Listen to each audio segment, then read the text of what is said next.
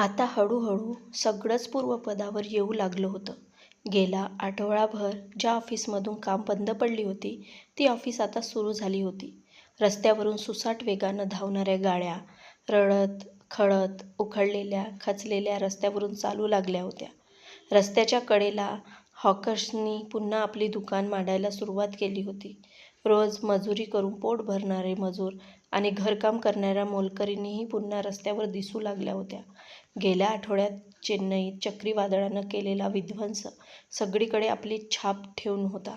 अजूनही अनेक भागामधलं पाणी ओसरलं नव्हतं. खोलगट भागातल्या वस्त्या अजूनही पाण्याखाली होत्या. एअरपोर्ट अजून सुरू झाला नव्हता.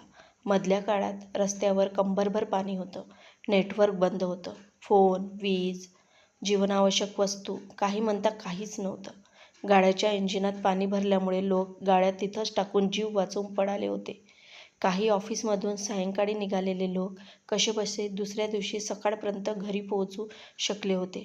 कॉलेज, हॉस्टेल्स आणि युनिव्हर्सिटीत अडकून पडलेल्या विद्यार्थ्यांना लष्कराच्या मदतीनं बाहेर काढलं गेलं. चेन्नई तसंही समुद्रकिनाऱ्यालगत वसलेलं शहर आहे. इथं अनेक सरोवरही आहेत, पण त्यांच्यावर अतिक्रमण करून रस्ते आणि बिल्डिंगाची बांधकाम उभी केली होती. या 7 दिवसात त्या सरोवरांनी जणू आक्रोश करून आपल्या कोंडून घातलेला श्वास मोकळा केला असावा, असं सगळं दृश्य दिसत होतं. शहराची पार दुर्दशा झाली होती. गरिबांच्या वस्त्या, झोपडपट्ट्या खोलगट भागात असल्यामुळे त्यांची परिस्थिती फारच वाईट होती. कुठंतरी कशीबशी रात्र काढल्यावर सकाळी उपाशी पोराबाळाचा अन्नासाठी आक्रोश सुरू झाल्यावर त्यांनी समोर दिलेल्या दुकानावर हल्लाच चढवला. भूक माणसाला चोर आणि आक्रमक बनवते. रात्रीचे 11 वाजले होते. जिथं जागा मिळेल तिथं लोक जीव वाचवण्यासाठी उभे होते. पाऊस कोसळत होता अन सगळीकडे पाणी तुंबायला सुरुवात झाली होती.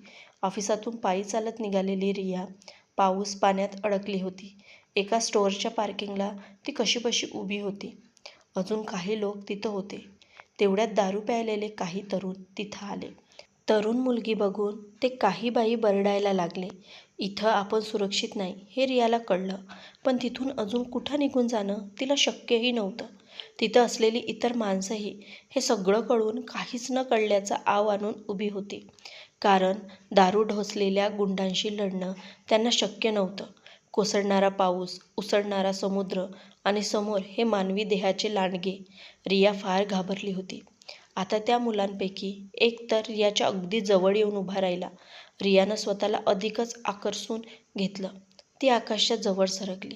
गर्दीत उभ्या असलेल्या आकाशला रियाची कुचंबना कळली. तो त्या मवाल्यांना म्हणाला, भाऊ, का त्रास देताय तुम्ही यांना? आपणच या परिस्थितीमुळे त्रस्त आहोत आणि तुम्ही एका असहाय्य मुलीला त्रास का देत आहात? एवढं बोलायचा अवकाश त्या पोरांची टाळकी सटकलीच. एक जण बोलला, तू कोण लागतोस रे हिचा? आणि कोण आहे तुझी? फार काळजी घेतो आहेस तिची? मग त्यानं चक्क तिला हातच लावला. वर निर्लज्जपणे म्हणाला, हात लावल्यानं झिजणार आहे का ती? बोल, काय करशील? अजून हात लावेन, मिठीत घेईन, बघूया काय करतोस ते. इतके लोक होते तिथं, पण जीवाच्या भीतीनं कुणी एक समोर येईना. सगळे गुपचूप उभे होते. मनातून सगळेच घाबरलेले होते. रिया खूपच घाबरली. ती थरथर कापत होती. आकाशच्या मागे दडून उभी राहिली. तोच तिचा एकमेव आधार होता. आता तर त्या बेवड्यांना उतच आला. ते आणखी चेकाळले. घाबरलेल्या रियाला धीर देत आकाशनं म्हटलं, तुम्ही घाबरू नका, मी आहे, तोवर तुम्ही सुरक्षित आहात. रियाला रडू फुटलं. त्यातल्या एकानं आता आकाशवर हल्ला चढवला. आकाश पूर्ण शक्तीनिशी त्यांचा प्रतिकार करू लागला. तेवढ्यात गर्दीतले काही लोक आकाशच्या मदतीला धावले. काहींनी रियाभोवती कळ करून तिला वाचवण्याचा प्रयत्न केला. आकाशला मदत मिळाल्यामुळे आता त्या दारुड्यांना ही लढाई जड जात होती. त्यांच्यामुळे आज त्यांची शिकार हातातून निसटल्याचा संताप आता त्यांना अनावर झाला होता. ते अवाच्य शिव्या देत होते. तेवढ्यात एकानं सुरा काढला अन आकाशच्या छातीवर सपासप वार केले. तेवढ्यात लष्कराचे जवान तिथं पोहोचले अन त्या गुंडांनी पोबारा केला. सुरी हल्ला बघून गर्दीतले लोक अवाच्य झाले.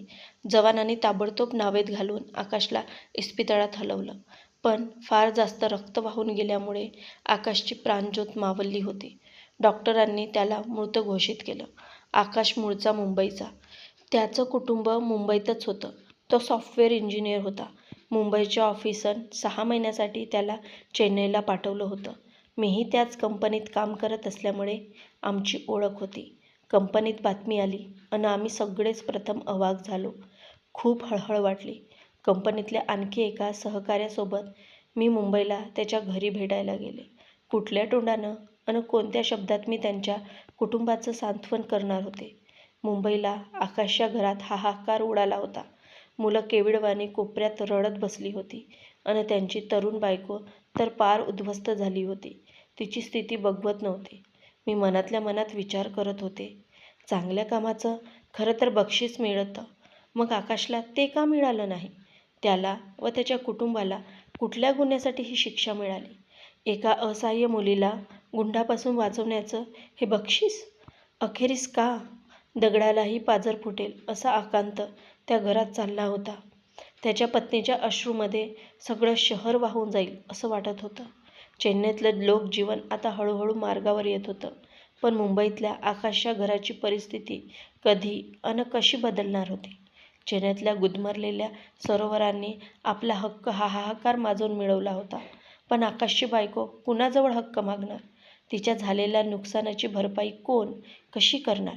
पत्नीला तिचा पती आणि मुलांना त्यांचा पिता परत मिळू शकेल का? मित्रांनो, तुम्हाला कथा कशी वाटली हे कमेंट्सद्वारे नक्की कळवावे. व चॅनलवर नवीन आले असाल तर आपल्या वीणा व्हॉईस मराठी स्टोरी या चॅनलला सबस्क्राईब करायला विसरू नका. आपण संपूर्ण कथा शेवटपर्यंत ऐकल्यामुळे आपले मनापासून धन्यवाद.